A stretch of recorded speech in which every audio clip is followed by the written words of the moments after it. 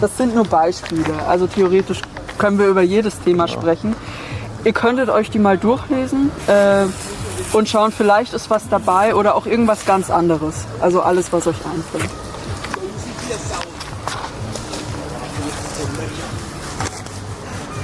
Okay, also der Islam ist für Schwule schädlicher als das Christentum. Und jetzt stellt euch mal bitte dahin, wo ihr denkt, dass ihr richtig seid. Warum stehst du auf leichte Ablehnung? Weil für mich nicht die Frage ist, ob der Islam schädlich für schwule Menschen ist, sondern ich glaube, für mich sind soweit ich es beurteilen kann, zumindest die 3 monotheistischen Religionen, alle nicht schwulen oder schwulenfreundlich oder stehen denen gegenüber ablehnend drüber. Und ich glaube, es macht keinen Unterschied zwischen Islam und Christentum, sondern es kommt auf die Person an, wie sie den Glauben interpretiert oder wie strikt sie ihn auslebt. Egal welche Religion. Ja, also die Religion ist egal und es kommt auf die Leute an, die die Religion ausüben. Genau. Oder nicht egal, aber ich glaube, die sind alle 3 total ablehnend gegenüber Menschen, die nicht in dieses klassische, wie sagt man da, Männer, Frauen, Vater, Mutter, Kind Ding reinpassen. Die sind also, okay.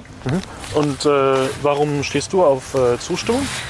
Ich denke, dass das Christentum, genauso wie auch die jüdische Religion, einen Prozess der Aufklärung durchgemacht hat, historisch betrachtet, durch den im Grunde oder vielleicht auch durchmachen musste, den der Islam nicht durchgemacht hat. Das ist so der Hauptgrund, würde ich sagen. Genau, und ich denke, das schlägt sich auch in dem wider, wie tatsächlich heute umgegangen wird in christlichen oder christlich geprägten Ländern mit Homosexuellen und wie in islamisch geprägten Ländern mit Homosexuellen umgegangen wird. Mhm. Okay, und du stehst auch auf Zustimmung. Ja, genau. Ist Ihr Grund auch derselbe wie? Ich würde sagen, vielleicht ich kann das auch zustimmen. Ja. Ich denke auch in praktisch, also in muslimanische Länder, sind die Leute vielleicht mehr wie was es sagt in dem Buch. Also vielleicht in christliche Länder es ist ein bisschen mehr offen, also gibt es die Option oder für die, ich denke in muslimanische Länder, also die Leute sind also normalerweise mehr konservativ, also mehr als was geht in die Bücher. So ich weiß nicht genau, was in der Koran und was ist in der Bibel. Muss ich sagen, ich bin nicht so, ich habe nicht so gute Erfahrung mit beides, aber von Erfahrung wie es ist kulturell, ich würde sagen, dass die Leute sind ein bisschen oder manchmal viele mehr stärker damit, weil sind also konservativ, die Menschen in muslimischen Ländern sind konservativer und weniger freundlich gegenüber Schwulen, richtig? Ich würde sagen normalerweise ja. Okay. Gibt es diese, Ja.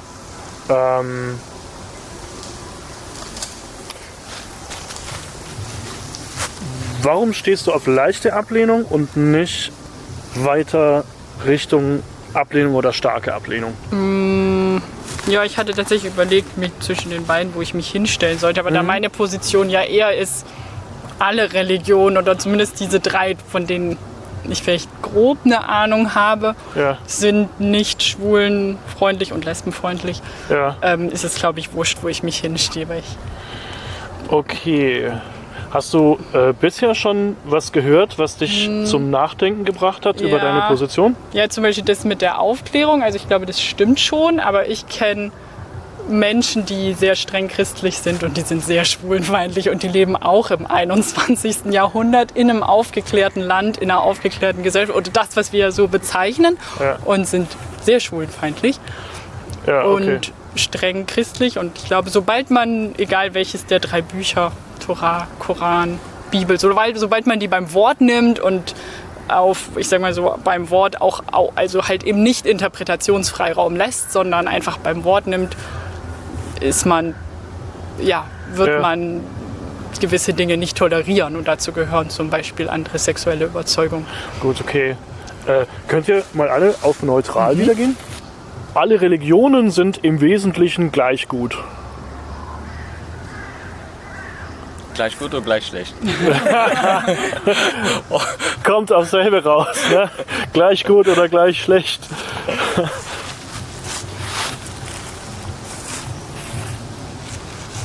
Aha. Aha. Einmal Ablehnung, zweimal Zustimmung. So, warum lehnst du das ab? Weil ich denke, dass es große Unterschiede zwischen der jüdisch-christlichen Tradition gibt und zum Beispiel der islamischen, was die Rolle der Rechte von Individuen anbelangt. Ich denke, dass zum Beispiel die Idee der Gottesebenbildlichkeit, die aus der jüdischen Tradition stammt und von den Christen dann übernommen wurde, eine historisch gesehen auch eine gute Grundlage war, eben für bestimmte aufklärerische Prozesse, die dann auch stattgefunden haben, während der Islam sehr viel mehr auf im Grunde Zwangskollektivität basiert. Mhm. Ja. Also ich habe mich jetzt nur auf diese 3 Religionen bezogen, ja. Auch eben, weil das die sind, wo ich denke, dass ich am meisten sagen kann. Okay. Ich frage dich mal, woran erkennt man, ob unterschiedliche Religionen gleich gut sind? Ja, gleich gut oder gleich schlecht. Oder gleich schlecht. Gute Frage. Also mir fällt zum Beispiel der Aspekt der Frauenrechte auf. Ja. Der ist auch wieder in allen 3 Religionen gleich schlecht. Aber auch hier gilt es halt wieder, wie extrem lebt man sie aus. Und ich glaube einfach, dass in vielen Ländern, ich sag mal eher vielleicht westlichen Ländern, wir haben zwar eine christliche Tradition, aber Kirche ist einfach nicht mehr so wichtig in unserem Leben. Darum ist es uns wurscht, was die Bibel zu diesem oder jenem sagt. Während in anderen Ländern die Kirche halt noch eine viel größere Rolle spielt oder der Glaube. Und darum vielleicht auch konservativer gelebt wird. Aber woran man erkennt, dass eine Religion gut oder schlecht ist, ich würde mal sagen, an ihrem, daran, wie sie den Menschen sieht. Wie der Mensch dargestellt wird. Aber ich bin selber nicht religiös und gerade über andere Religionen finde ich es extrem schwierig zu urteilen, weil ich da einfach keine Ahnung habe. Ja. Also,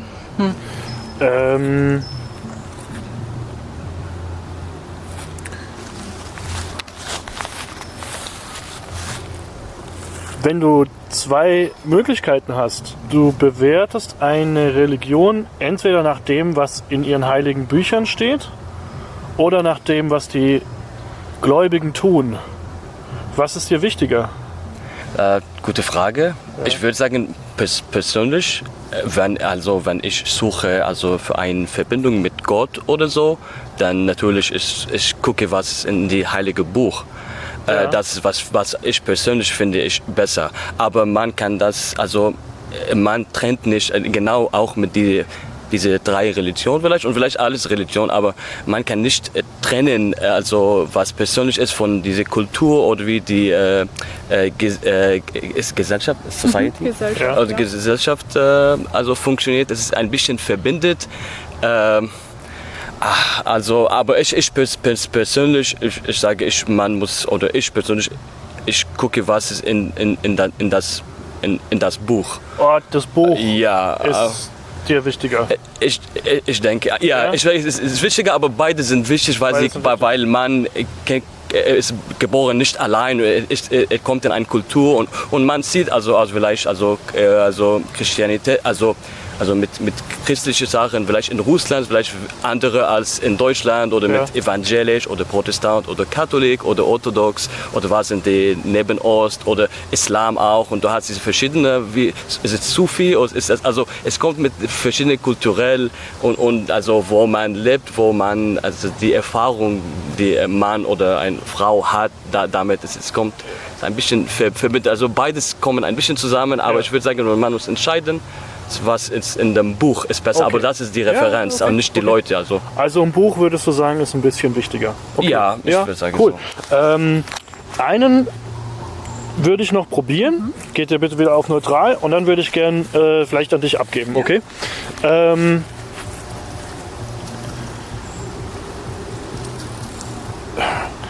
Ein guter Mensch toleriert jede Religion, egal wie sich die Gläubigen verhalten.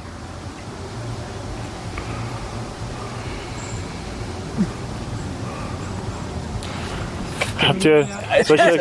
Ich muss das A good person tolerates each religion no matter what the believers of this religion do or how Exactly. they act. Genau. Exactly. Okay, Ich glaube, wir müssen alle nachdenken. nehmt euch ein bisschen Zeit. Okay. Bedeutet neutral für dich in dem Moment, dass du einfach unsicher bist? Oder heißt es was anderes? Ja, ich bin mir unsicher, weil ich die Frage sehr schwierig finde. Und ich habe sie noch nicht zu Ende gedacht. Ja, und ich kann auch, glaube ich, auf die Frage nicht komplett mit Zustimmung oder Ablehnung reagieren. Weil ich, ich finde, man kann eine Religion nicht nur zum Beispiel anhand der Taten der Gläubigen beurteilen, aber halt auch nicht nur, also man kann das nicht so voneinander trennen. Und außerdem welche Gläubigen, wenn es mehrere Milliarden von denen gibt, ne, dann finde ich das noch viel schwieriger, wenn man sich das mal vor Augen führt. Also beurteile ich jetzt das Christentum zum Beispiel anhand dessen, dass vielleicht mal irgendein radikal evangelikaler Pfarrer irgendwo steht und sagt und Abtreibung verbieten will und dann sage ich, oh, das Christentum ist total scheiße oder so, ne? Ja. Ne? Boah, Ja, darum stehe ich, glaube ich, hier, weil es ich ist extrem schwer komplex zu beurteilen, finde. ich verstehe. Du stehst auf leichte Zustimmung. Ja, ich würde sagen, ich stimme zu, was sie hat auch gesagt, aber ich denke, wenn man gut ist, dann man muss machen, was gut ist. Also deswegen sagen, also genau, ja, wenn sie machen, was also schlecht ist, war die Frage, dass sie müssen respektieren innen oder Ich muss selber jetzt, dass ich nichts Falsches sage, ich hatte gesagt, ein guter Mensch sollte jede Religion tolerieren, egal wie sich die Gläubigen verhalten. So habe ich Ja, gesagt, ja? ja. Habe ich mich selber richtig zitiert? Okay, gut, ja. Ja, also ich denke ja, wenn man gut ist, er muss toleriert, was er, also what he agrees with und was nicht, und er muss verstehen, dass die gibt es 8 Milliarden Menschen der Welt und sie haben verschiedene Religionen und alles sind ein bisschen andere, und es ist nicht nur Religion, das macht ein Mann, also es ist Religion und vielleicht was Geld sie haben, was Education, also gibt es viele Erfahrungen. Also wenn man sagt, man muss auch verstehen, dass es ist nicht nur diese Sache, vielleicht das hat große Effekt, wie die Leute machen, und vielleicht hat ein kleinere. Also ich denke, aber als ein guter Mensch, man muss verstehen, dass es ist nicht nur Religion, und dann gibt es, was es gut ist damit, und verschiedene Sachen gibt es viele, History und was passiert und Politics. Also es ist sehr kompliziert. Also als ein guter Mensch, ich denke, die müssen also verteilen zwischen nur die Leute und die Religion. Und ja, ich würde sagen, sie müssen tolerieren, weil sie müssen verstehen, dass es ist kompliziert. Aber es ist schwierig. Ja, es ist schwierig. Könntest du dir ein Verhalten vorstellen, was jemand macht wegen seiner Religion, wo du sagen würdest, das will ich nicht tolerieren? Okay, ich muss genau verstehen, was... Ich kann Can you imagine like a certain act or something someone does because of his or her religion where you say, no, this is for me intolerable? Ja, genau. Ja. Exactly, danke. Ja, ich würde sagen, also zum Beispiel vielleicht was du hast gesagt über die Gays, also wenn man ist gay, du musst umbringen, genau, oder das finde ich auch. Das ist nicht tolerierbar. Ja, zum Alles Beispiel, klar. Na, cool, okay. So, dich hatte ich noch nicht gefragt, warum du auf Ablehnung stehst. Im Grunde, also Religion beinhaltet ja einerseits das, was jemand glaubt, wovon jemand überzeugt ist, als auch die Ausübung dessen oder die Handlungen, die auf diesem Glauben oder auf diesen Überzeugungen basieren. Und da würde ich eben sagen, eben zum Beispiel, was du gesagt hast, wenn eine Religion sagt, man sollte Homosexuelle umbringen oder man sollte mindestens 5 Menschen jedes Jahr auffangen, keine Ahnung, da kann man ja viele Sachen konstruieren,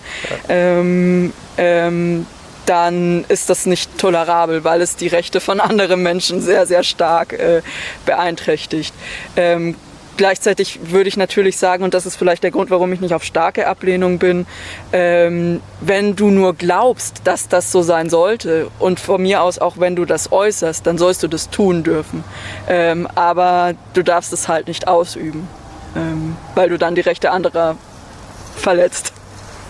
Auf mehr oder weniger brutale Art und Weise. Okay, also ein Beispiel für dich, was du nicht tolerieren würdest, das wäre, wenn jemand die Rechte anderer verletzt aufgrund seiner Religion. Das wäre dann für dich auch nicht tolerant. Okay. Ja, wenn jemand das Nicht-Aggressionsprinzip verletzt, könnte man auch sagen. Interessanterweise seid ihr beide euch einig. Ihr habt fast das Gleiche gesagt, steht aber auf einer anderen Position. Das ist interessant. So, eine Sekunde und dann würde ich wechseln, okay? So, jo. Wollen wir wechseln? Ja. Wunderbar. Gerne. Also noch Okay. Jetzt müssen Genau, alle auf neutral. Ohne Religion wäre die Welt eine bessere.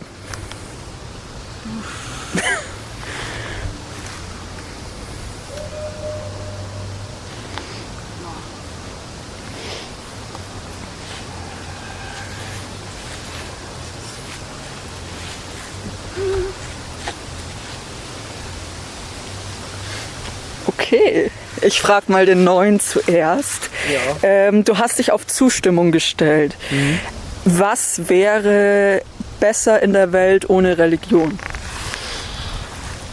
Die Menschen würden bessere Entscheidungen treffen, weil sie nicht an irgendwelchen Unsinn glauben würden, der nicht existiert, und deswegen würden sie dann richtiger entscheiden, denke ich. Und das würde die Welt besser machen. Ja, also es könnte natürlich auch sein, dass jemand, der schlechte Ziele hat und dann nach seinen Vorstellungen richtig entscheidet, die Welt schlechter macht. Aber ich bin, glaube ich, so optimistisch, dass ich denke, dass die meisten Menschen nicht böse sind, und wenn sie ihre Ziele erreichen, dann ist es wahrscheinlich gut. Ja. Okay. Du stehst auf leichte Ablehnung. Ja. Du hast gehört, was er gesagt hat. Ist es für dich überzeugend? Also ich denke vielleicht ich kann manchmal oder ein Teil von was er sagt, also zustimmen, aber ich denke, dass Religion, also ich persönlich, ich glaube, dass die Leute, Religion, wie wir jetzt uns kennen, also as we know it now, wenn das geht nicht, gibt es etwas anderes, es nehmen die Platz von dieser Religion, es ist vielleicht etwas anderes, aber dieses Konzept, also ich denke, also Männlichkeit oder Humanity gibt es etwas mit, was passiert, wenn du tot bist, was passiert, wenn du jemand andere tot machst, also gibt es immer diese Fragen, also man kann nicht also auch Männlichkeit von dieser Religion-Konzept teilen. Also vielleicht gibt es Optionen, also das ist, christlich oder Islam oder jüdisch oder buddhistisch, gibt es verschiedene Sachen. Vielleicht vorher gab es andere oder in Zukunft gibt es andere. Also ich denke, sie kommen zusammen. Also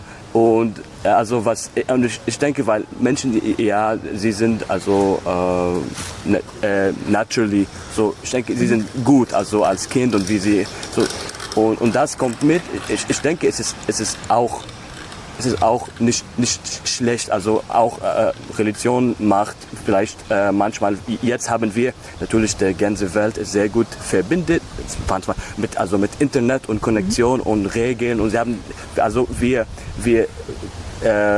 gucken, also was passiert in zurück hat passiert, aber wir wissen nicht genau, wie die Welt wirklich war, und vielleicht Religion vielleicht jetzt, es funktioniert nicht, und wir hatten das als ein Schritt genommen, wir müssen das vergessen, aber vorher vielleicht es hat gute Gründung gemacht für was passiert ist, oder vielleicht ja, Leute kennen nicht, was passiert, sagen, okay, gibt es einen Gott oder verschiedene Götter und sie sagen, du musst das machen. Und vielleicht damit man kann diese viele Menschen besser kontrollieren, wenn sie möchten. Es ist vielleicht nicht gut, aber für eine Organisation, für eine Gesellschaft, vielleicht man braucht das und es hat diese Rolle spielt.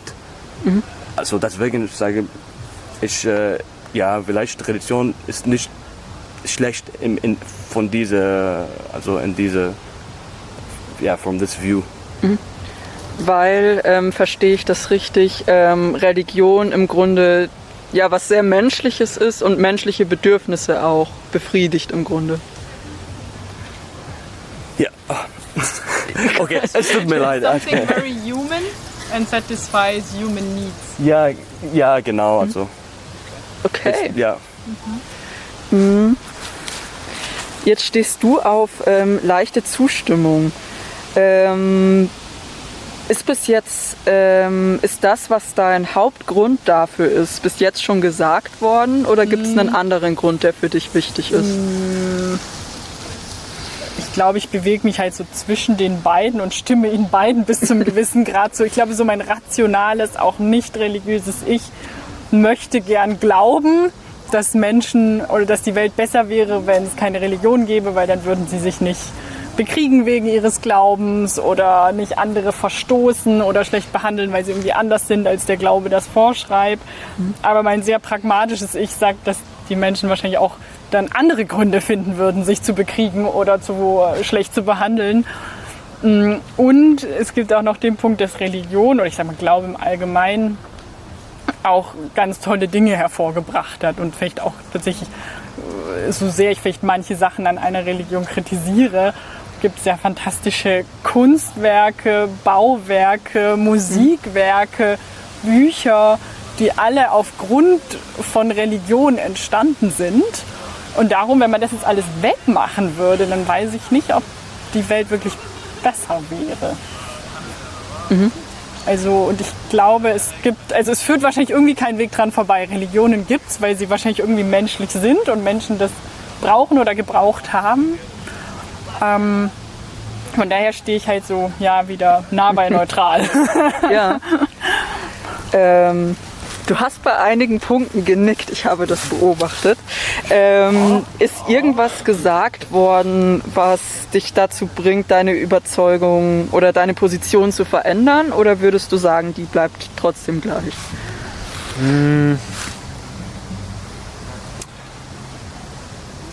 Es waren ein paar interessante Sachen dabei, also gerade das mit der Menschlichkeit. Also der größte Zweifel ist bei mir, glaube ich, deswegen, weil ich denke, dass also vielleicht gibt es wirklich irgendwie ein menschliches Grundbedürfnis nach sowas wie Religion und das kann man gar nicht wegbekommen. Also vielleicht kann man Religion gar nicht, also vielleicht gibt es gar keine menschliche Welt ohne Religion. Das kann durchaus sein. Und ja, es kann sein, dass sogar noch was Schlimmeres kommt, wenn man sozusagen das, was jetzt an Religion da ist, wegnimmt, dass die Leute sich irgendwas noch aus meiner Sicht Schlimmeres suchen. Das habe ich jetzt auch irgendwo schon gehört. Und das macht meinen größten Zweifel. Ich bin aber immer noch, ich finde das eine relativ pessimistische Sicht und ich will lieber optimistisch sein und glauben, dass es ohne Religion besser ist. Ja. Glauben, dass es ja, okay, genau. Könntest du noch eine Anschlussfrage irgendwie rausfinden oder könnte man irgendwie rausfinden, ob das tatsächlich so wäre, ob Leute sich tatsächlich was Schlechteres suchen würden zum Beispiel? Manche sagen, Kommunismus ist da angeblich so ein Beispiel. Finde ich schwer zu beurteilen. Also im Kommunismus wollte man ja auch keine Religion haben. So habe ich das jetzt gehört. Ich bin da aber nicht so, ich stecke da nicht so tief im Thema drin. Das ist so was ich mitbekommen habe. Und dann gab es aber noch schlimmere Praktiken. Und ja, ist sowas, das mir durch den Kopf geht. Ja. Erstmal bleibe ich aber hier stehen. Trotzdem. Okay, dann geht doch noch mal ein letztes Mal auf neutral und ich hätte noch eine letzte These.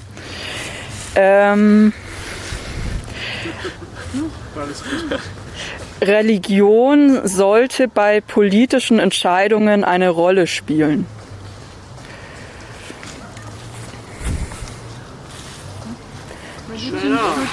Religion should matter in political decisions. Moment, ich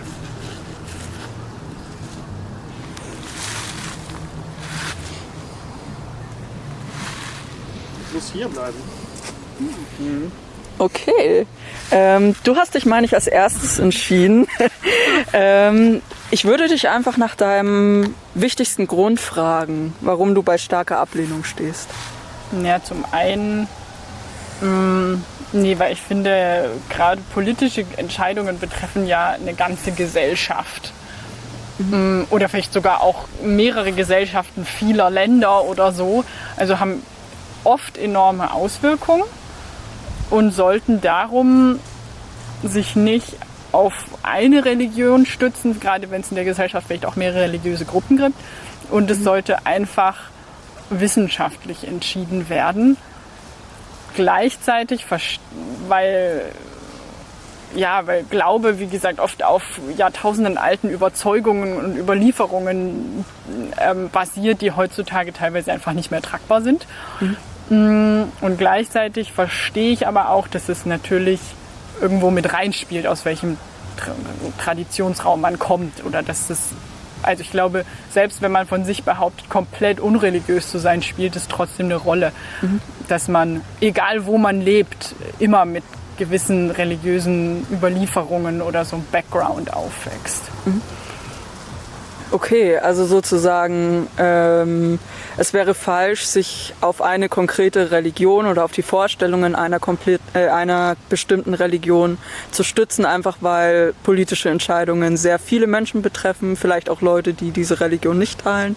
Und deshalb sollte man eher auf eben wissenschaftlicher Basis zum Beispiel, hättest du gesagt. Aber jetzt muss ich gerade auch, jetzt fange ich auch schon wieder ein bisschen mehr drüber an nachzudenken. Klar, wenn man jetzt halt gesagt hätte, was weiß ich, zu Covid-Zeiten, ne, dass es wissenschaftlich gesehen eigentlich vielleicht keinen Sinn macht, eine Isolation und einen Lockdown einzuführen, um alte Menschen zu schützen. Das hat man ja auch gemacht aufgrund von einem gewissen Menschenbild, wo manche sagen, es ist christlich. Ich würde es jetzt einfach nur als humanitär oder human beschreiben.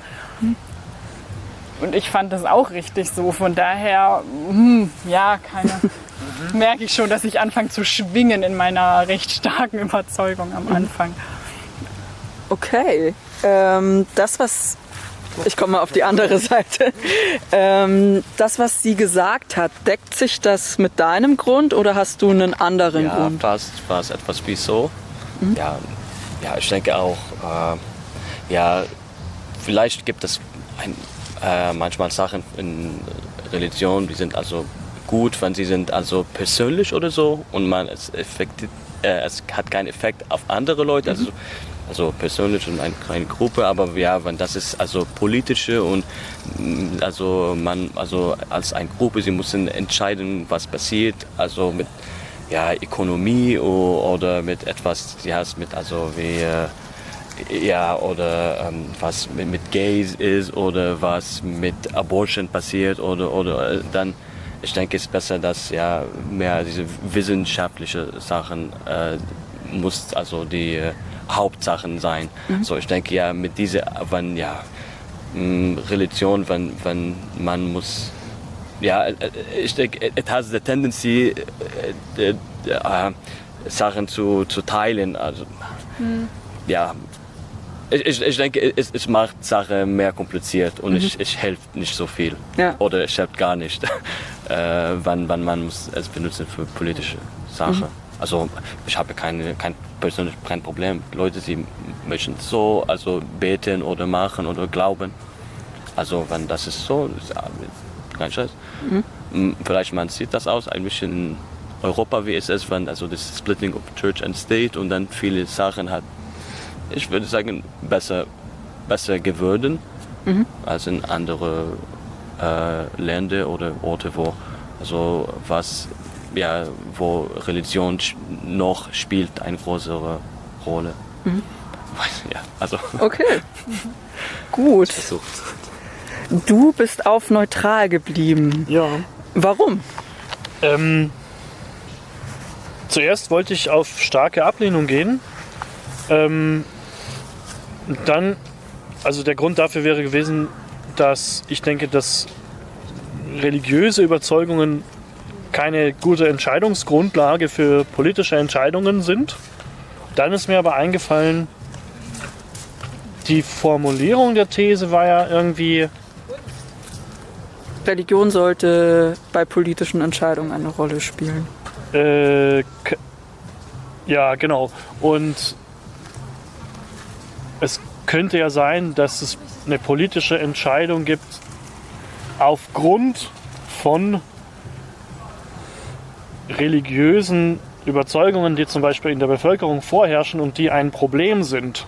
Und die Politik könnte aktiv zum Beispiel sagen,